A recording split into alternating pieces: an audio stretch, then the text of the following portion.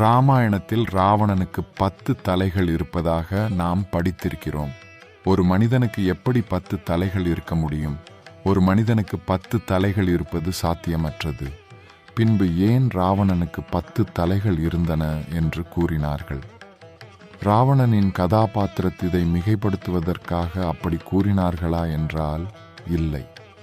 10 தலைகள் என்பது ராவணனை காப்பதற்காக ராவணனை போல் போலி முகங்கள் கொண்ட 10 நபர்கள் இருந்திருக்கலாம்.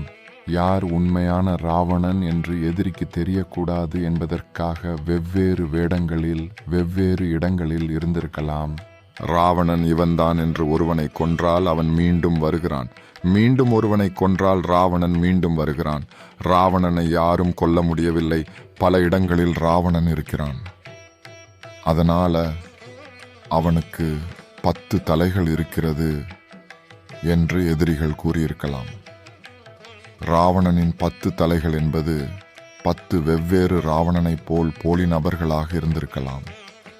அதனால்தான் 10 தலைகள் கொண்ட ராவணன் என்று பெயர் வந்திருக்கலாம். தற்போது கூட சில அதிபர்களை, சில பெரும் வணிகர்களை பாதுகாக்க சில போலி முகங்கள் கொண்ட நபர்கள் இருக்கிறார்கள். அதேபோல் அன்று ராவணனை பாதுகாக்க 10 தலைகள் இருந்திருக்கலாம், அல்லது 10 வெவ்வேறு திறன்கள் கூட இருந்திருக்கலாம்.